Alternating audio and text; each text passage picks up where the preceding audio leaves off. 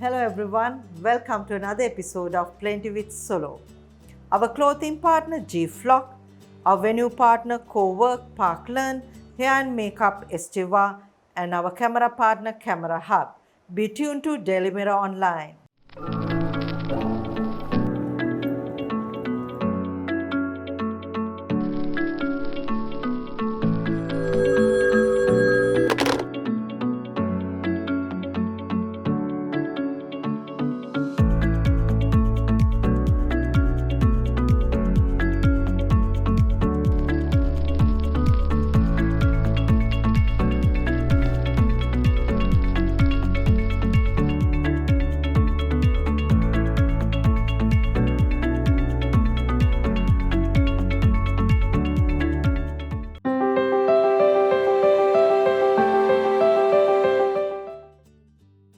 Today, our guest is Sandhya Salgado, who is a strategic communication professional who's having 30 years of experience.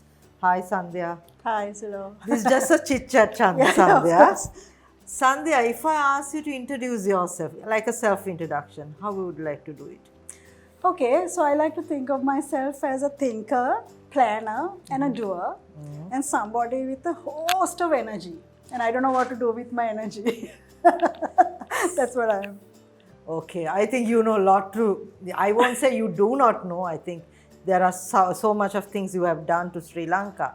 So before I come to any of those things, people knows you as a corporate communist and also someone who speak about communication in a professional way and who actually look up for like someone like for a mentor for younger people.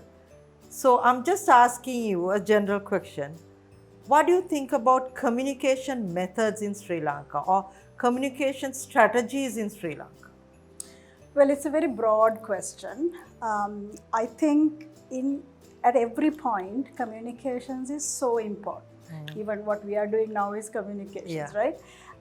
But strategically planned communications can do a lot. And I must say, I feel there is a big gap in today's context with regards strategic communications that I see happening around us. Well, that's my take. Okay. So from communication, you were into some branding and all that. Then you came on to something to do with social work. What was it? Because I think 2 years ago, you were talking about entrepreneurship. Then you were talking about branding entrepreneurs' products. Then the COVID came. Then you shift your energy into COVID. Just tell me what's going on with your life. Yeah, so I'm actually, in the normal sense, I'm retired, right? So I don't have an 8 to 5 job. But I think I'm busier than a lot of people because as I said, I have to channel my energy into something that is all the time I'm looking at what I can do to make somebody else's life a bit better. So that is really my whole trip.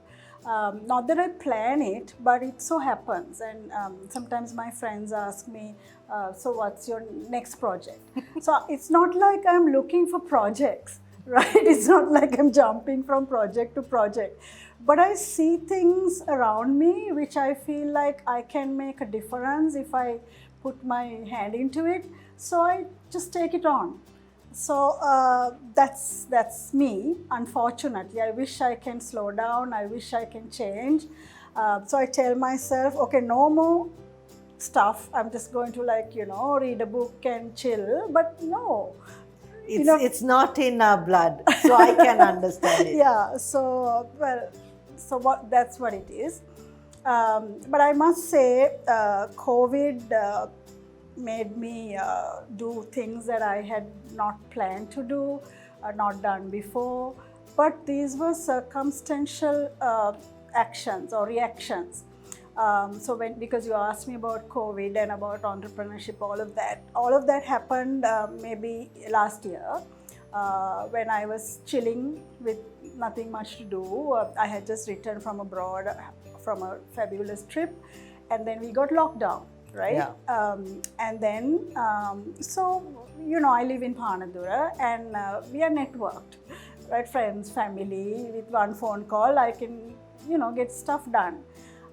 So when most people were struggling to get their basic food items to their homes, we managed to get ours, right? Yes. Through, you know, whatever means. Not breaking the rules, but we knew whom to talk to and Yeah. get stuff done. And as you We know, had the right connection. We knew exactly, people. Yeah. exactly. So then I thought, we are just sitting and not really stressing about the fact that we don't have food and medicines and all of that.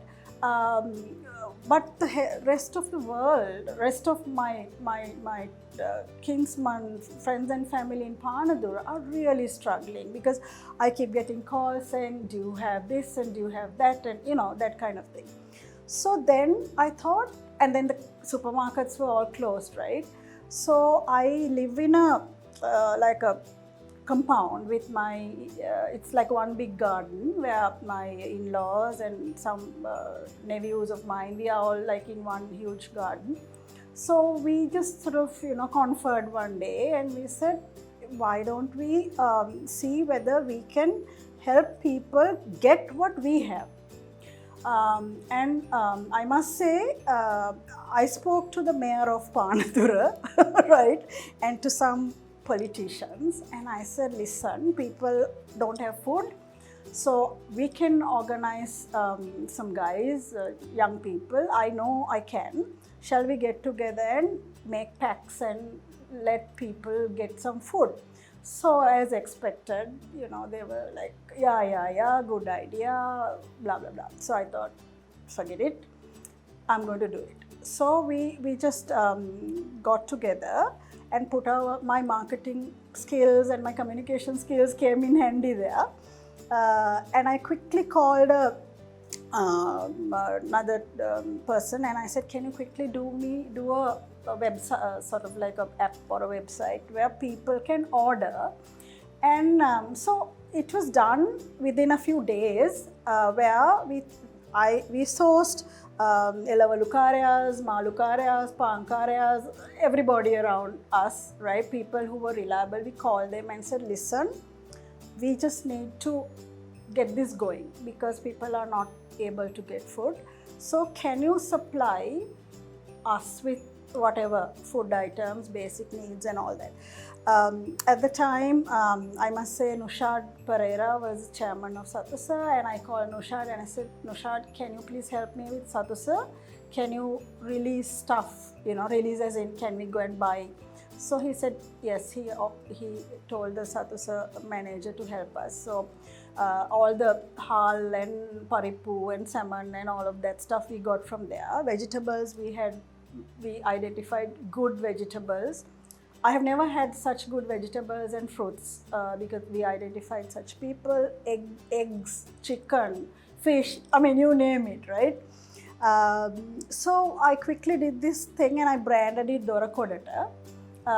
And using social media, we said, listen, if you guys want your stuff delivered, let us know.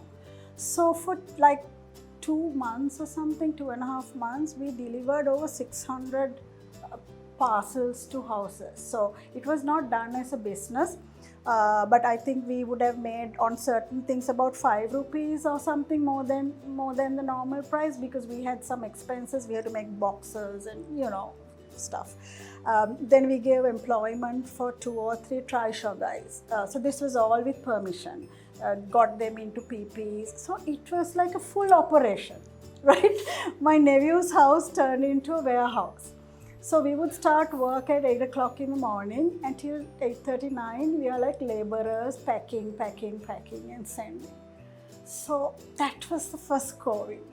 And it was when my friends and other people were basically complaining and saying, oh God, we are running behind vans. And it was all about my house and my food and whatever. We were like, didn't even think about it because we were actually helping who didn't have.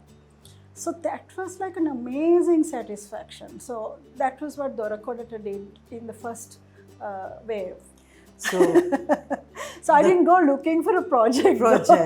but it came to you. As you said, if you know what it's, I always say entrepreneurship start if you find a solution for Yeah. an issue, right? Yeah. So you came up with solution during the COVID, Yeah. where you were able to give employment for people to Yeah, people. That's yes, something. yes. So now, is it continuing the same thing? So the thing is, Sula, unfortunately, there were people who I went and said, listen, this COVID is never going to finish, so let's just expand this. I wanted to start franchise operations in different parts of the country, and had a big plan. But unfortunately, I didn't get funding. A UN organization came, I don't want to mention names, came and went with me to see all these entrepreneurs, and they were going to give me the funds to have a proper app and do it properly. Not big money, and we needed some promotional funds as well. They really took me down a garden path and dropped me. Still it's there. This time also a couple of people ordered and we sort of helped out, but didn't go out of our way, because after the lockdown stopped, nobody really came to us. So then all those suppliers who we had kept on standby, they didn't have business. So then what's the point? So we were like, because people got adapted to the new technology, but when things were, they went back to the went back. I think that's why the second Sec- wave came, right? Exactly. So people were thinking about, because we are very adapted, but we do not want to continue the change. So that's the thing. Yes. So you finished the first project whatsoever. Then you started building hospitals. Well, not that I built hospitals. No, exactly, definitely not that. But we know we have been connected to the Panadura Base Hospital, helping them, my parents, family, larger family, and all of that. They, even the first wave, I collected funds and gave them some equipment when they asked me whether we can help. So second wave came, and they were sort of asking for little things like PPE kits and all of that, and some people were helping. And one day my husband told me, why don't you just give a call to the hospital and ask whether there's anything we can give them, because we realized that Panadura was getting bad with COVID patients. So I'm like, oh God, not again. I can't do this fundraising business again. But he said, no, just call them. So it was really my husband who was pushing me, though I was like saying, no, I can't. I'm like a bit tired of fundraising, But anyway, I called. And then they were, yes, we do have a need for one machine, right? It's called high flow HFNC or something, high flow nasal cannula. 1.3 million, right? I'm like, oh God, okay. So I told my husband, 1.3 million, what do we do? So he said, okay, let's see what we can do, and whatever. So then I called a cousin of mine and I said, I knew there was a family fund somewhere. I said, is that fund still available for me to take money from? Can I get some money from that fund to buy this equipment? She said, no, that fund went into building a house. Then she asked me why, so I explained why. She said, so why don't you just, start a WhatsApp group amongst family and friends, and then we'll all chip in. So I thought, oh God, not again. But anyway, I did the WhatsApp group. And I put in some of my relatives and friends and family, and I said I need to collect funds. And so they said, okay, we'll give you this, that, and the other. So the funds were building. But then I realized that that's not enough, right? And I had moved away from Facebook since January. I just didn't want to get back to Facebook, because that was giving me like a lot of negative vibes. So I wanted to be away from the Facebook. But I thought, without social media, I can't do this. So I reluctantly went back to Facebook, and I wrote a long spiel about how Panadura needs this and all of that. And Sulo, everything else is history. I had to raise 1.3 million or whatever for that machine. I ended up raising almost 60 million within 10 days. I still can't understand how. So the hospital, they had government money 3 million to refurbish 2 wards. So they were refurbishing. A group of Rotarians, Regency, they were doing the oxygen wall at some 5 million something. Their commitment was that, and another corporate had promised another couple of millions. So they were going ahead with that, but that corporate didn't really honor that thing to that amount they committed. So one thing led to the other, and one machine became 10 machines, and it just went on. And we built the most amazing COVID ward in Panadura with this about 50 to 60 million worth of equipment and 60 beds for males and females. Somebody who saw pictures said now the patients may not go home because Yes, it's so good. And the main thing is I keep checking about people dying, and at a time where maybe 2, 3, 4 people died per day, now days go without anybody dying. Isn't that like... Yeah. So it's something like, you work for a company, you get your bonus, you get your performance appraisal, but it's something that satisfaction is completely different from the satisfaction you get from doing projects. Yeah, no, the other thing is people just gave. They just gave. And 12, 14, 15 million came into my personal account, right? Some people didn't even know me. They didn't ask any questions. So it's like friends, families, whatever. And people I never remembered, they came out of the woodworks, like people who had lived in Panadura, now living in some parts of the world. They heard about it and they would call me, and renewed relationships, renewed friendships. They were just like dying to give. Yeah. That experience is just like unbelievable. I think even though we look at Sri Lanka or Sri Lankan people, okay, there can be negatives. Social media can give negative vibes. Yeah. I agree very much, Facebook. But then from This that, is the because side. there are some good that I think when good people leaves social media, then only all these negative vibes come. Yeah. So being in a corporate world and the so-called retirement, you were able to make a change. So because there are so many women who thinks that when you finish your corporate careers, that things finish for them. But there are so many things with their knowledge, with their capacity, they can do for society, which you get the self-satisfaction. It doesn't mean that you are retired from your passion. Yeah, what is your message to them? Because Sandhya, I'm someone, because when you also send me before that, I normally follow you because I love reading your this thing on LinkedIn. And I saw how your entrepreneurs, you are branding them, and someone who went out of the way thinking that I'm a professional, I have this background, I have done this. You were not that kind of person. You always thought about the passion, and also you ensure that you execute something for who you are, which I always have a huge respect to you. So for your message to women, or even for Sri Lankans who thinks they are retired but still they have that capacity to give back to the country, what is your message to them? Yeah, so the thing is, people just ask me, they say, well, it's right? Everybody else can't do what you're doing. I'm like, why not? What is different in me from X, Y, or Z, right? It's just the mindset.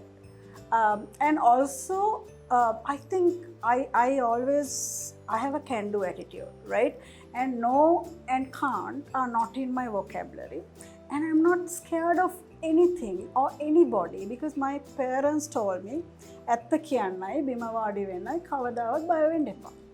So I'm like not doing anything. It's not a political thing. One thing I have to tell you, I didn't want any political affiliations in any of these things, right? So I made sure that this is a very apolitical thing. No politician should get any credit for what people did. This is a people's project, right? So it was a crowdsourcing thing and nobody can take advantage. So basically, I think if your intentions are pure, I feel that people gather around you. If your agenda is something a bit crooked, then people see through you.